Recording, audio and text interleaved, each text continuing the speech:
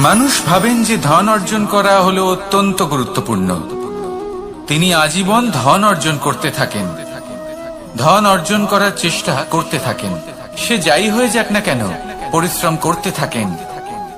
স্বাস্থ্যের দিকে নজর দেন না, না উচিত সময় খাবার খান, না উচিত সময় ঘুমোতে যান, না পর্যাপ্ত সময় পর্যন্ত ঘুমন, কিছুই না। ধন অর্জন করতেই থাকেন, করতেই থাকেন। আর কিছু সময় পরে যখন তিনি অসংখ্য ধন লাভ করে ফেলেন, তখন তার সাথে ওনার শরীরে অনেক রোগ বাসা বাঁধে। এইসব রোগের উপচার করতে করতে সেই সমস্ত ধন যা উনি অর্জন করেছেন তা তিনি ব্যয় করে ফেলেন। শেষ পর্যন্ত কি হয়? আমরা যেভাবে এসেছি ঠিক সেইভাবেই ফিরে যাই, ধন এখানেই থেকে যায়।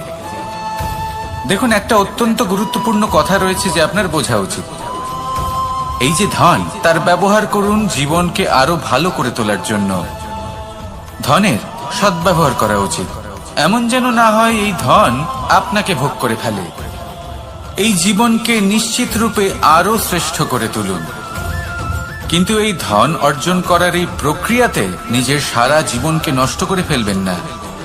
এই জীবন উপভোগ করতে শিখুন, আর আমার সাথে ভালোবেসে বলুন, রাধা রাধা।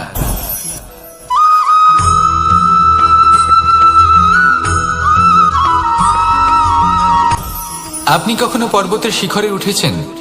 আপনি দেখতে পাবেন পর্বতের পদতলে প্রচুর সুন্দর ফুল রয়েছে, সবুজ বনানী রয়েছে।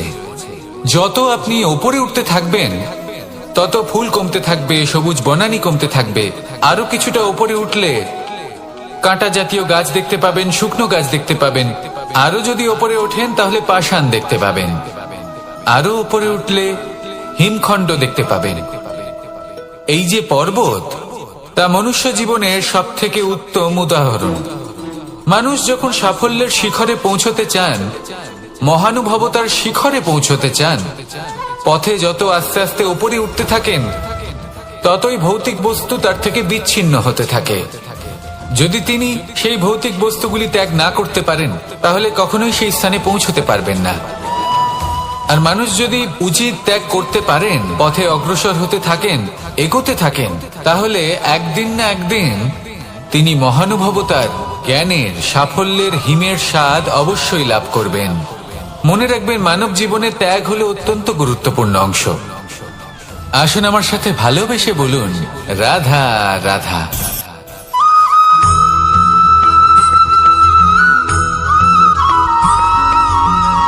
কেউ বলে জীবন খুব ক্ষণস্থায়ী, কেউ বলে জীবন হলো একটা সুন্দর স্বপ্নের মতো, আবার কেউ বলবে জীবন হলো এক কঠোর সত্য। কিন্তু জীবন আসলে কি? জীবন হলো আপনারই প্রতিবিম্ব, একটা দর্পণ। অর্থাৎ আপনি জীবনকে সেইভাবেই পাবেন যেরকম আপনি নিজেকে প্রতিপন্ন করবেন। যদি আপনি দর্পণের দিকে তাকিয়ে হাসেন, তাহলে আপনি সামনে হাসি মুখী দেখতে পাবেন। এবার যদি আপনি গম্ভীর হয়ে থাকেন, তাহলে আপনি একজন রুষ্ট ব্যক্তি দেখতে পাবেন। শেষে সবথেকে বেশি গুরুত্বপূর্ণ হলো আপনার চেষ্টা। আপনাকে সবসময় চেষ্টা করতে হবে যাতে আপনি নিজেকে প্রসন্ন এবং ইতিবাচক মনোভাবে রাখেন। এটা হলো আপনারই উত্তরদায়িত্ব, তাকে পালন করুন। এই মনকে প্রসন্ন রাখুন, এই সংসারকে সুন্দর বলে মনে হবে। আর এই মন প্রসন্ন হয়ে বলবে, রাধা রাধা।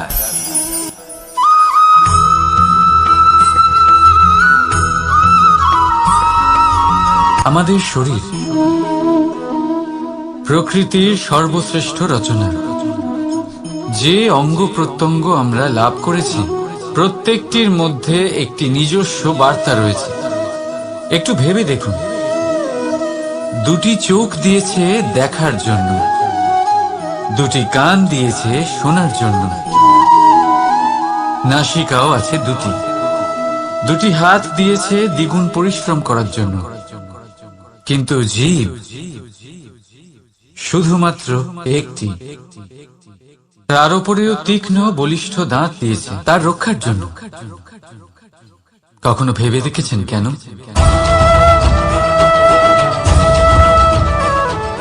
কারণ শব্দ আর শব্দের প্রয়োগ মানুষের সবচেয়ে বড় অস্ত্র। যার প্রয়োগ যত ভেবেচিন্তে করা যায়, মানুষ তার জীবনে ততটাই উপরে উঠতে পারে।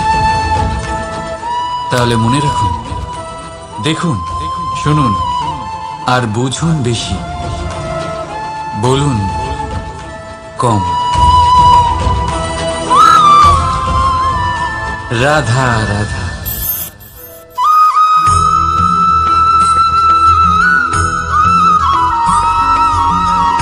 জীবন কিসের উপর নির্ভরশীল?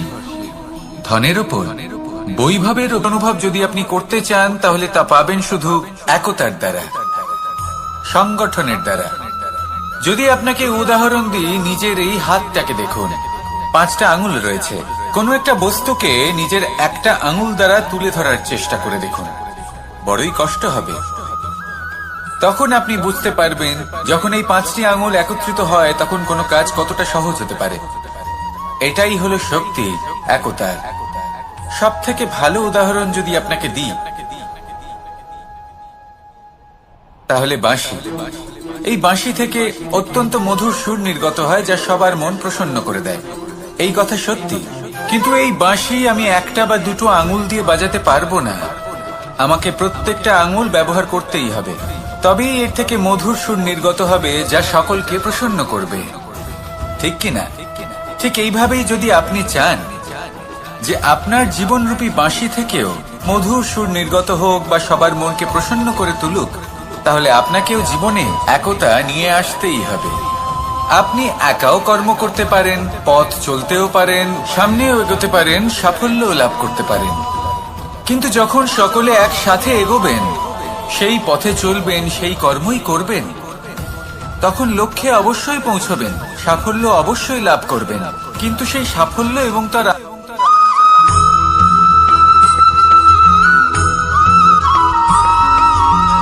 এই সংসারে সব থেকে বেশি কোমল বস্তু হলো রেশম। এই রেশম এতটাই কোমল হয় যে এর পুরো একটা থান শুধুমাত্র একটা হাতে ধরা সম্ভব। কখনো ভেবে দেখেছেন এই রেশম কিভাবে হয়?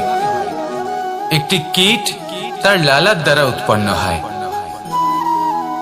এই কীট সেই রেশমকে পাক দিতে থাকে, পাক দিতেই থাকে, আর আস্তে আস্তে তার মধ্যেই জড়িয়ে পড়ে। শেষে ওর এই সুন্দর অমূল্য সৃষ্টি রেশমের এই সুতো, তার নির্মাণ কার্য পূর্ণ হয়। কিন্তু তাতেই ও নিজে বন্দী হয়ে যায়। নিজেরই মায়াজালের এই বন্দী গৃহে নিজেই ফেঁসে যায়। এবার এই সুতোকে ব্যবহারযোগ্য করে তোলার জন্য এই কীটগুলিকে এই কবচের সাথেই ফুটন্ত জলে ফেলে দেওয়া হয়। এই সংসারে যদি আমাদের স্বপ্ন এই সংসারের দুঃখ হরণ করার জন্য, এই সংসারে সুখ বিতরণ করার জন্য হয়, তবেই আমাদের প্রগতি সম্ভব।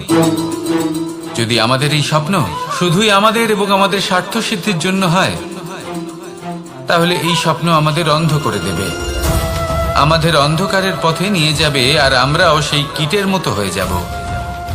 নিজেদেরই মায়াজালে আমরা নিজেই ফেঁসে যাব, আর শেষে আমরা যদি কিছু লাভ করি, তা হবে একাকিত্ব, অন্ধকারময় মৃত্যু।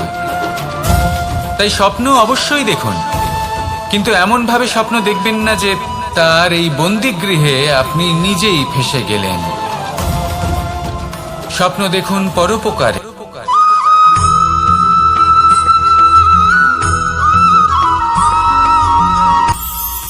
এটা হলো ধান গাছ। এর থেকে যে চাল উৎপন্ন হয় তা মানুষ গ্রহণ করেন। আর এটা কি? এ হলো জংলি ঘাস। একবার ভেবে দেখুন, যদি এই জংলি ঘাস ধান গাছের আশেপাশে থাকে, তাহলে কি হবে? ধান উৎপন্ন হতে পারবে? তা উৎকৃষ্ট হতে পারবে? আমরা কি তা গ্রহণ করতে পারবো? কখনোই নয়। এই জংলি ঘাস ধানকে নষ্ট করে দেবে, কিন্তু নিজে জীবিত থাকবে। এটাই হলো আজকের শিক্ষা। এই সংসারে যদি আপনি নীতির পথে চলতে চান, উচিত কর্ম করতে চান, সংসারকে সেবা করতে চান, তাহলে জংলি ঘাসের মতো ব্যক্তিদের থেকে সবসময় দূরে থাকতে হবে। সেই ব্যক্তি যারা দুর্নীতি এবং মিথ্যা দ্বারা পরিপূর্ণ, যাদের ব্যবহার অশুভ, যাদের অনেক অশুভ গুণ রয়েছে, তারা সঠিক নয়।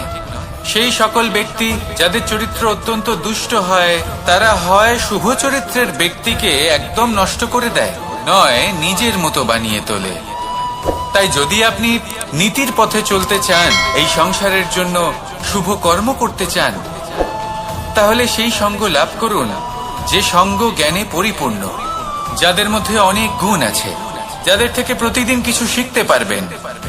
এমন ব্যক্তির সাথে জীবন অতিবাহিত করুন, দুরাচারীদের থেকে দূরে থাকুন। তবেই এই মন প্রসন্ন হয়ে বলবে, রাধা রাধা।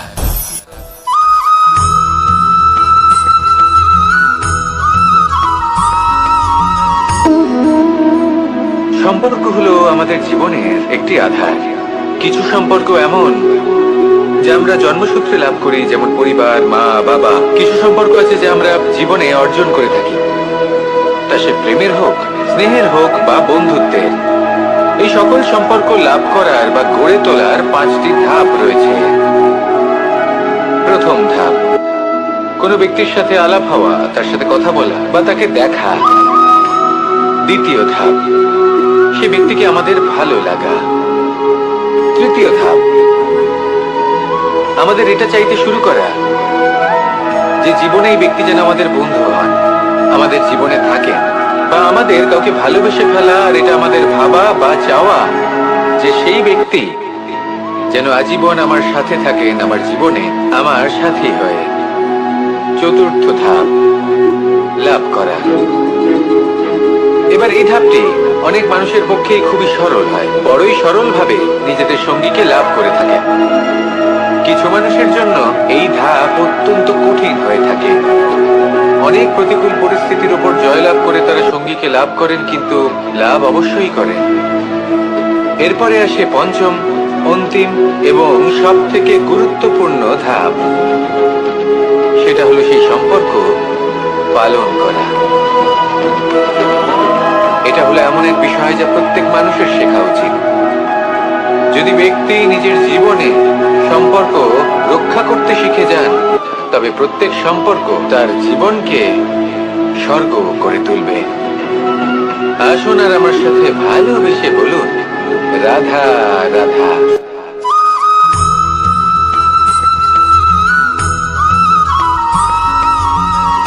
কথায় আছে, অন্ধকারে প্রদীপ প্রজ্বলিত করলে চতুর্দিক আলোকিত হয়। কিন্তু যদি এই প্রদীপ আমি সূর্যের আলোর সম্মুখে সকালবেলায় প্রজ্বলিত করে রেখে দিই, তাহলে কি হবে? আপনি বলবেন যে এটা করে তো কোনো লাভই হলো না। সূর্যের প্রকাশের সামনে এই প্রদীপ আসলে কিছুই নয়। এবার এই চিন্তা ভাবনা প্রত্যেক দিন করতে হবে, আর একটা অমূল্য শিক্ষা পেতে হবে। মনে করুন যে আপনি মহাপুরুষের সামনে বসে আছেন, কোনো মহাজ্ঞানীর সামনে। তাহলে সেই ব্যক্তির সামনে নিজের জ্ঞানের প্রদীপ প্রজ্বলিত করবেন না, নীরব থাকুন। আর সেই ব্যক্তির সূর্যের প্রকাশের মতো জ্ঞান প্রাপ্ত করুন। যতটা পারবেন জ্ঞান লাভ করুন। যদি এমন কোনো সময়, এমন কোনো স্থানে আপনি আছেন যেখানে চতুর্দিক অন্ধকার, কারোর কাছেই জ্ঞান নেই, সেখানে নিজের জ্ঞানের প্রদীপ প্রজ্বলিত করুন। এমন করলে দুদিক থেকেই আপনার লাভ হবে। আপনার জ্ঞান প্রাপ্তিও হবে, আর জ্ঞানের সঠিক প্রয়োগও করতে পারবেন। আর এই মন প্রসন্ন হয়ে বলবে, রাধা রাধা।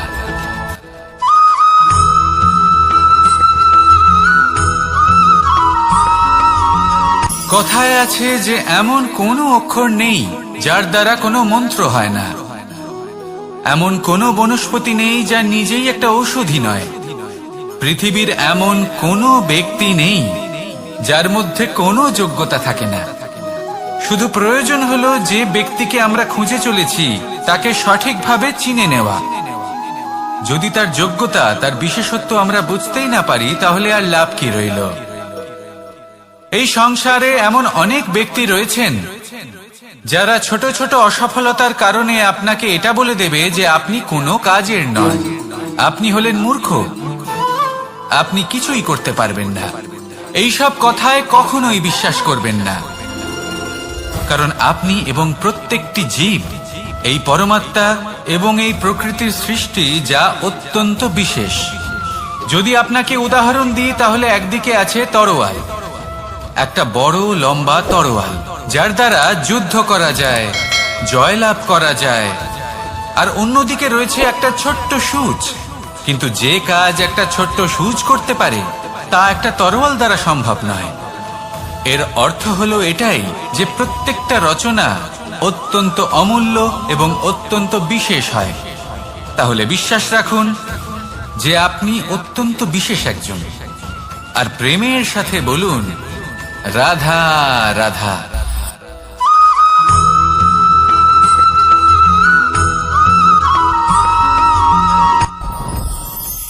সাথী, সাথী এই শব্দটির ব্যাখ্যা কে কিভাবে করে? মিত্র, সখা, বন্ধু। কিন্তু অর্থ একটাই, তিনি যিনি আপনার সঙ্গী হন আর তিনি যার সাথী আপনি হন। এবার সব থেকে বড় প্রশ্ন হলো এটাই যে তিনি কে হতে পারেন যাকে আপনি আপনার সাথী বলে মেনে নিতে পারেন, নিজের সখা, নিজের মিত্র, নিজের বন্ধু মেনে নিতে পারেন। আপনার সাথী হলেন তিনি যিনি দুঃখের সময় আপনার পাশে থাকবেন, আপনার হাত ধরে থাকবেন। আপনার সাথী হলেন তিনি যার হাত আপনি নিজের সুখের দিনে ধরে থাকবেন। সেই সাথীরই হাত ধরুন যিনি দুঃখে সবসময় আপনাকে সাহায্য করার জন্য তৎপর হয়ে থাকেন, আপনার পাশে থাকেন, আর যাকে সুখের দিনে আপনি আপনার সাথে রাখতে পারেন। আর যখন আপনার সাথে আপনার এই সাথী থাকবে তখন আপনি এটা বুঝবেন যে যখন জীবনে দুঃখ আসে তখন এই দুঃখ কমে যায়, সবার মধ্যে ভাগ হয়ে যায়। আর যদি তখন সুখ আসে তাহলে সেটা সবার উপস্থিতিতে আরো বেড়ে যায়। এটাই হলো প্রেম, এটাই হলো ভালোবাসা, এটাই হলো সঙ্গ। যেমন সম্পর্ক আমার আর রাধার মাঝে। তাহলে আসুন আর আমার সাথে ভালোবেসে বলুন রাধা রাধা।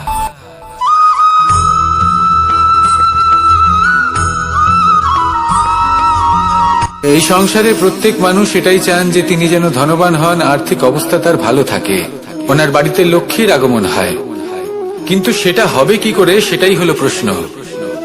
কেউ বলেন যে যদি পরিশ্রম করো তাহলে ধন অর্জন সম্ভব, কেউ বলেন যে যদি বিদ্যা লাভ হয় তবেই ধন অর্জন সম্ভব, কেউ বলেন যে যদি বলশালী হও তবেই সম্পন্ন থাকবে।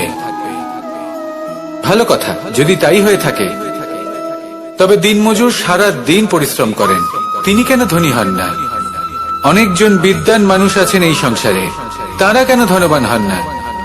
অনেক সংখ্যক বলশালী ব্যক্তি আছেন, তাদের কাছে ধন নেই কেন? তাদের কেন ধনের অভাব হয়? আবার এমনও কিছু মানুষ আছেন যারা পরিশ্রম করেন, তারা দিনমজুর, কিন্তু তারা ধন অর্জন করতে পারেন। কিছু বিদ্বান ব্যক্তি আছেন যাদের কাছে অধিক মাত্রায় ধন রয়েছে, কয়েকজন বলশালী ব্যক্তি রয়েছেন যাদের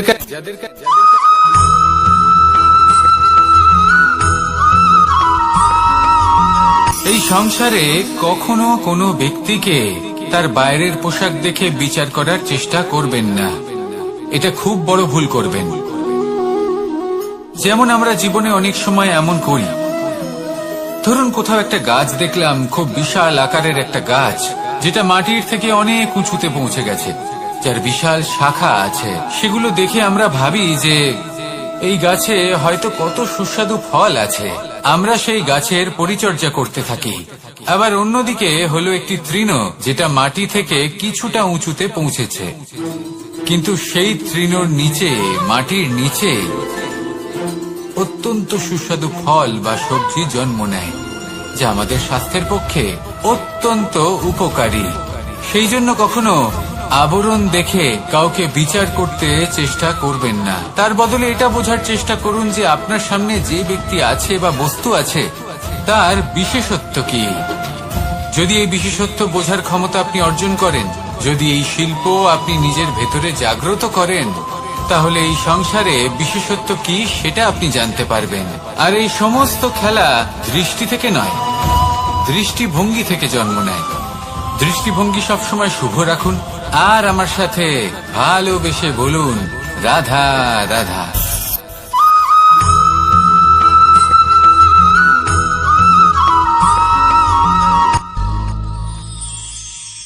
শিশিরের বিন্দু পাতার ওপর পড়ে আর তার গায়ে লেগে থাকে। পাতা তাকে শুষে নিতে পারে না, আর শেষ পর্যন্ত সে ঝরে পড়ে যায়। অন্যদিকে রয়েছে মেঘ এবং চাতক। এদের মধ্যে অনেক দূরত্ব থাকে। মেঘ থাকে আকাশে আর চাতক থাকে ধরিত্রীতে। কিন্তু যখন এই মেঘ থেকে বৃষ্টি ঝরে পড়ে, এই চাতক কিন্তু সেই জলই পান করে, নয়তো সে তৃষ্ণার্ত থেকে যায়। এবার অন্যদিকে দেখলাম শিশির বিন্দু আর পাতার এই সম্পর্ক। এরা খুব কাছাকাছি থাকে, ঘনিষ্ঠও থাকে। অন্যদিকে রয়েছে মেঘ এবং চাতকের সম্পর্ক, যাদের মধ্যে অনেক দূরত্ব থাকা সত্ত্বেও তারা খুব ঘনিষ্ঠ, তাই না? এই সারমর্ম খুব সরল। এই নৈকট্য, এই দূরত্ব, তা আপনার সম্পর্কে প্রভাব কিছুতেই ফেলতে পারে না। এই নৈকট্য, এই দূরত্ব, এইসব হলো শুধুমাত্র মনের ব্যাপার। কখনো আপনি অনুভব করেছেন আপনি কারোর থেকে অনেক অনেক দূরে আছেন, অনেক দূরে আছেন, তাও সেই ব্যক্তির প্রতি আপনি টান অনুভব করেন। সেখানে আপনি কারোর সাথে প্রত্যেক দিন অতিবাহিত করেন, সমস্ত জীবন অতিবাহিত করেন, সব থেকে বেশি সময় তার সাথে অতিবাহিত করেন, তাও তার প্রতি সেই টান অনুভব করেন না। এই সংকেত হলো মনের দূরত্বের। তাহলে মনের এই দূরত্ব দূর করুন আর আমার সাথে।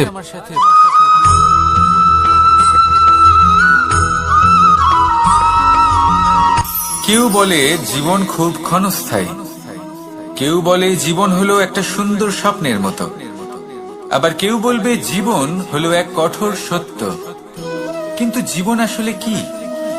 জীবন হলো আপনারই প্রতিবিম্ব, একটা দর্পণ।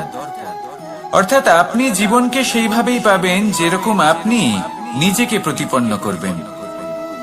যদি আপনি দর্পণের দিকে তাকিয়ে হাসেন, তাহলে আপনি সামনে হাসি মুখী দেখতে পাবেন। এবার যদি আপনি গম্ভীর হয়ে থাকেন, তাহলে আপনি একজন রুষ্ট ব্যক্তি দেখতে পাবেন। শেষে সব থেকে বেশি গুরুত্বপূর্ণ হলো আপনার চেষ্টা। আপনাকে সবসময় চেষ্টা করতে হবে যাতে আপনি নিজেকে প্রসন্ন এবং ইতিবাচক মনোভাবে রাখেন। এটা হলো আপনারই উত্তরদায়িত্ব, তাকে পালন করুন। এই মনকে প্রসন্ন রাখুন, এই সংসারকে সুন্দর বলে মনে হবে। আর এই মন প্রসন্ন হয়ে বলবে, রাধা রাধা।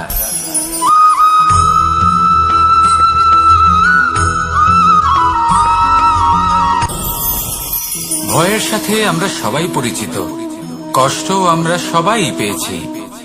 কখনো কখনো আমরা অসুস্থ হয়ে পড়ি, আর এমন সময় হলে মাতার মমতা, কখনো বাবার স্নেহ, কখনো বন্ধুদের পাশে থাকার অনুভূতি আমাদের রোগ নিরাময়ে সাহায্য করে। কখনো যদি আমরা নিরাশ হয়ে পড়ি, তখন যদি আমাদের কোনো আপনজন আমাদের দুটো ভালো কথা বলে, তখন আমাদের মনোবল বেড়ে যায়। ঠিক তেমন সংসারের এই রঙ্গমঞ্চে যদি আপনি পীড়িত অনুভব করেন, কিছু শুভ কথা আলোচনা করুন, কিছু স্তুতি গান করুন, কিছু মুহূর্তের জন্য হলেও নিজের ইষ্টদেবের কথা স্মরণ করুন আর প্রার্থনা করুন। সাহস বাড়বে, শক্তিও বৃদ্ধি পাবে এবং সামনে এগিয়ে চলার পথও দেখতে পাবেন। তখন এই মন প্রসন্ন হয়ে বলবে, রাধা রাধা।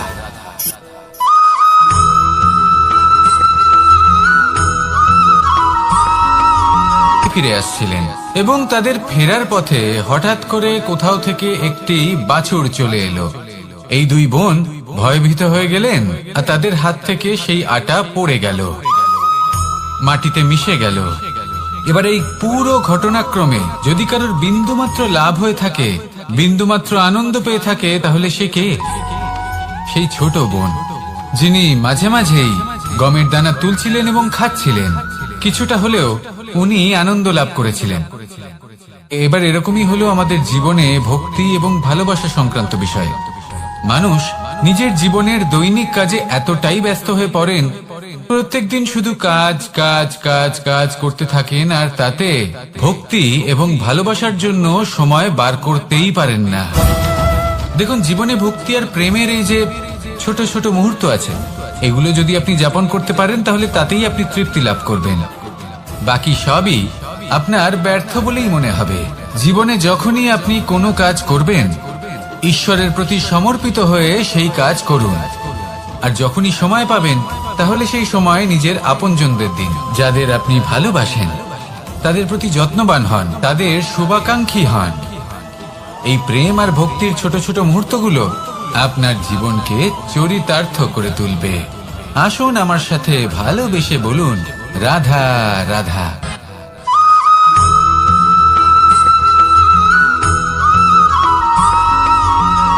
মানুষের মানসিকতা এমন হয় যে সে যতটা করে আশা করে যে তার থেকে অনেক বেশি তার বদলে সে পাবে। দেখুন, সবকিছুই আপনার ভাবনা চিন্তার উপর নির্ভর করছে। আপনি যদি ফলের বিষয়ে ভেবে কর্ম করতে থাকেন তাহলে সেটা অনুচিত। জীবনের আসল আনন্দ হলো নিজের কর্ম করতে থাকা, ফলের চিন্তা করা উচিত নয়। যদি আপনি এরকম ভাবেন যে আমি এতটা করছি, আমার এতটা পাওয়া উচিত, সেই ভাবনা অনুচিত। যদি আপনি সেবার মানসিকতা নিয়ে কর্ম করতে থাকেন, কর্মচক্রে প্রবাহিত হন, যদি আপনি এমন ভাবনা রাখেন যে আমি এতটা পাচ্ছি তাই এর থেকে অনেক বেশি আমি কর্ম করব, তাহলে নিশ্চিত রূপে আপনি যতটা করছেন তার থেকে অনেক বেশি আপনি পাবেন, আপনার আশার থেকে অনেক বেশি আপনি পাবেন। শুধু জীবনে অনেক বেশি কাজ করতে থাকুন, ফলের চিন্তা করবেন না। আর মনে রাখবেন, এই ভাবনাই সব থেকে বড় বীজ। কর্মের উপর বিশ্বাস রাখুন, জীবনে যা যা আপনি চান সবই সুখময় হবে। আসুন আর আমার সাথে ভালোবেসে বলুন, রাধা রাধা।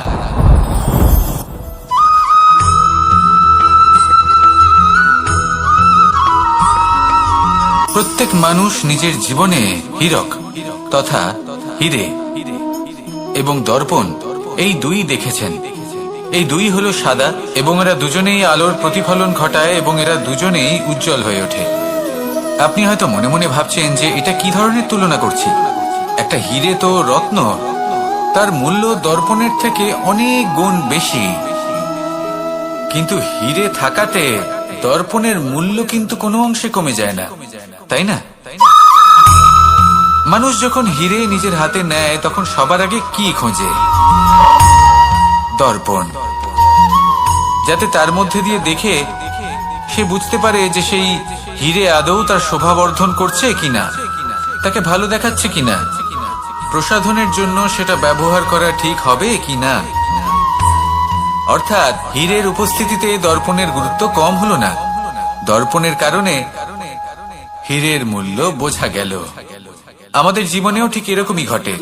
আপনারা যদি সংসারে নিজের আশেপাশে দেখেন, এমন অনেক মানুষ দেখতে পাবেন যারা নিজেদের ক্ষেত্রে মহান স্থানে পৌঁছেছেন, নিপুণ এবং শ্রেষ্ঠ হয়েছেন। যখন হয়ে থাকেন তাহলে নিজেকে ছোট মনে করবেন না। আসুন আর আমার সাথে ভালোবেসে বলুন, রাধা রাধা।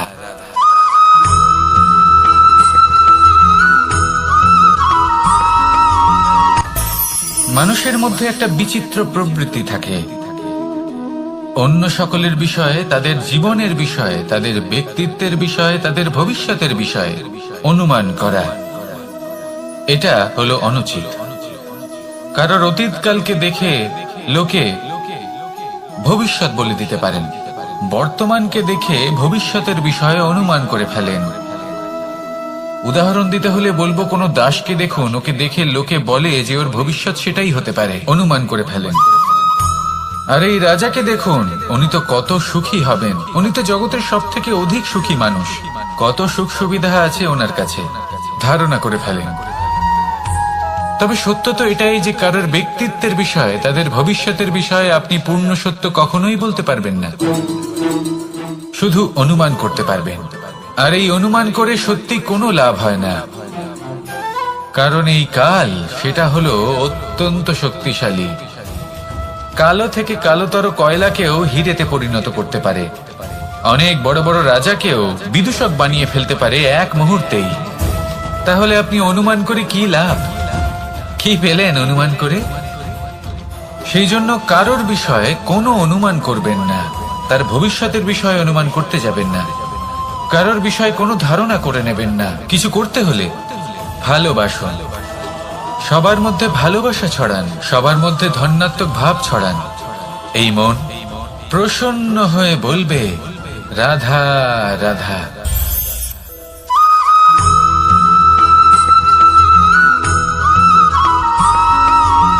এই সংসারে সব থেকে বড় ব্যক্তি কে? আপনি বলবেন এ কেমন ধরনের প্রশ্ন, কিন্তু এটা হলো সব থেকে উচিত প্রশ্ন।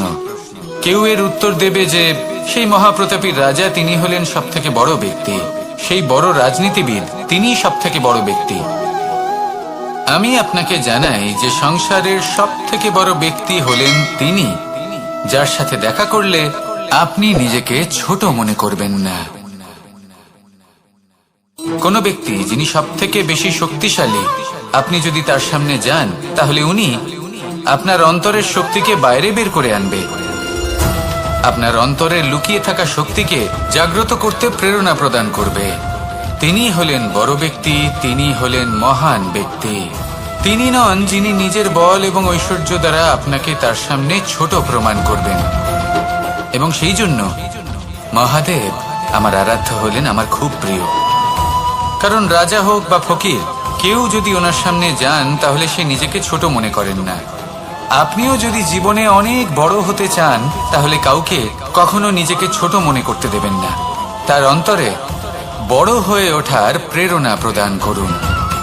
আসুন আমার সাথে ভালোবেসে বলুন, রাধা রাধা।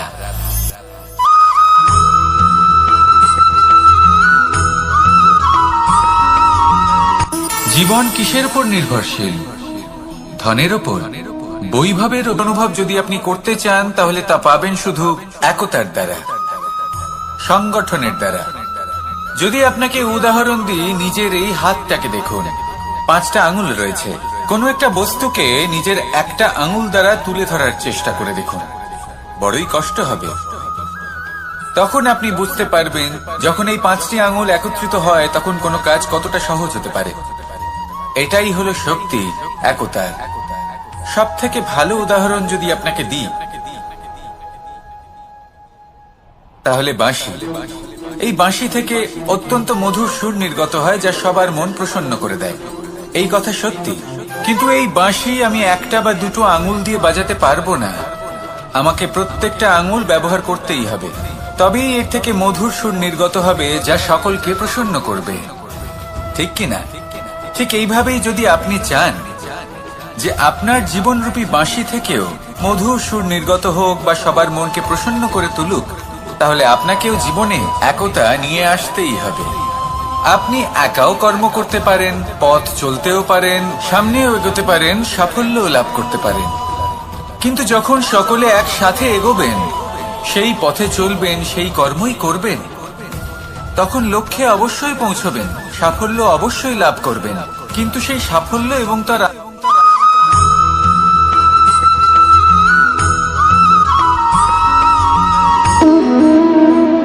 সম্পর্ক হলো আমাদের জীবনের একটি আধার।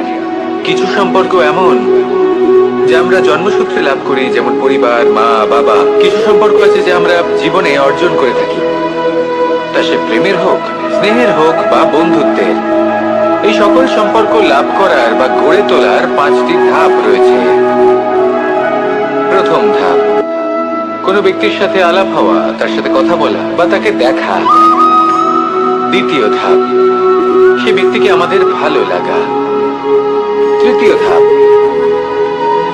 আমাদের এটা চাইতে শুরু করা যে জীবনে এই ব্যক্তি যেন আমাদের বন্ধু হন, আমাদের জীবনে থাকেন, বা আমাদের কাউকে ভালোবেসে ফেলা আর এটা আমাদের ভাবা বা চাওয়া যে সেই ব্যক্তি যেন আজীবন আমার সাথে থাকেন, আমার জীবনে আমার সাথী হয়ে। চতুর্থ ধাপ, লাভ করা। এবার এই ধাপটি অনেক মানুষের পক্ষেই খুবই সরল হয়, বড়ই সরলভাবে নিজেদের সঙ্গীকে লাভ করে থাকেন। কিছু মানুষের জন্য এই ধাপ অত্যন্ত কঠিন হয়ে থাকে। অনেক প্রতিকূল পরিস্থিতির উপর জয়লাভ করে তারা সঙ্গীকে লাভ করেন, কিন্তু লাভ অবশ্যই করেন। এরপরে আসে পঞ্চম, অন্তিম এবং সব থেকে গুরুত্বপূর্ণ ধাপ।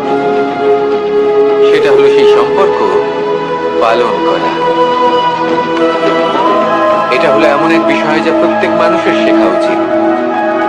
যদি ব্যক্তি নিজের জীবনে সম্পর্ক রক্ষা করতে শিখে যান, তবে প্রত্যেক সম্পর্ক তার জীবনকে স্বর্গ করে তুলবে।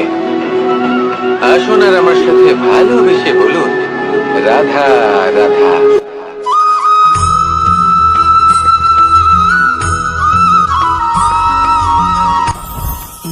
জীবনে কিছু শেখা অত্যন্ত গুরুত্বপূর্ণ। এবার কি কি শিখতে হবে সেই সব শেখানোর জন্য অনেক শিক্ষক রয়েছেন, কিন্তু কি শিখবেন না আর কি করবেন না এটা আমাদের নিজের অভিজ্ঞতা দিয়ে শিখতে হয়। কিন্তু তার মানে এটা নয় যে যদি আপনাকে শিখতে হয় যে আগুনের তাপ কতটা, আপনাকে আগুনের মধ্যে হাত দিতে হবে। না, অন্য কারোর অভিজ্ঞতা দ্বারাও শিখতে পারেন। প্রশ্ন শুধুমাত্র একটাই যে আপনি কি শিখতে চান নাকি চান না। যদি আপনি এটাই ভাবেন যে আমি শুধুই নিজের অভিজ্ঞতা দ্বারাই শিখতে চাই, তাহলে জীবনকাল ছোট মনে হবে, অনেক কিছুই শিখতে পারবেন না। তাই নিজের সাথে সাথে বড়দের অভিজ্ঞতা দ্বারাও শেখা শুরু করে দিন। এই সংসারের অভিজ্ঞতা দ্বারা শিখতে শুরু করে দিন। আর এটা নিশ্চিত রূপে শেখা আবশ্যক যে কখন কি করবেন না, কোথায় থামতে হবে আর কোথায় থামবেন না। তাহলে আসুন আর আমার সাথে ভালোবেসে বলুন, রাধা রাধা।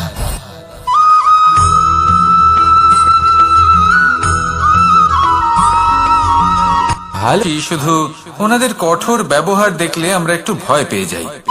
এবার ওনাদের এই কঠোর ব্যবহার আমাদের ভালো না লাগলেও অত্যন্ত আবশ্যক, কারণ মাতার থেকে আমরা যে শক্তি লাভ করি তা যেন নিয়ন্ত্রণ হারিয়ে বিধ্বংসী না হয়ে ওঠে। আমরা যেন কোনো কুপথে না চলে যাই, আমরা কখনো যেন দোষ না করে ফেলি। শুধু সেই জন্য পিতা এবং গুরু একটু কঠোর হয়ে ওঠেন, এবং ওনাদের এই কঠোর আচরণ ভবিষ্যতে গিয়ে আমরা অবশ্যই বুঝতে পারি। জীবনে কিছু বছর আমরা এগিয়ে যাই আর তারপর আমরা বুঝতে পারি যে বাবা এবং গুরু আমাদের যথেষ্ট ভালোবাসতেন, কিন্তু ওনাদের ভালোবাসার বহিঃপ্রকাশ আলাদা। প্রয়োজনীয় হলো এটা দেখার, এটা বোঝার যে শুরু থেকে আমাদের প্রতি ওনাদের আচরণ কেমন ছিল। ওনাদের কঠোর হওয়ার পেছনে ওনাদের ভালোবাসাটা বোঝার চেষ্টা করুন, ওনাদের চিন্তাটা বোঝার চেষ্টা করুন, ওনাদের পথপ্রদর্শনের আড়ালে আপনার ভবিষ্যতের জন্য যে পরিকল্পনা ওনারা করেছেন সেটা বোঝার চেষ্টা করুন। তখন আপনারা বুঝতে পারবেন ওনাদের ভালোবাসাকে। আপনার মনের মধ্যে আপনা থেকেই ওনাদের প্রতি সম্মান জেগে উঠবে। নিজের পিতা এবং নিজের গুরু এই দুজনের প্রতি কৃতজ্ঞতা প্রকাশ করুন আর আমার সাথে ভালোবেসে বলুন, রাধা রাধা।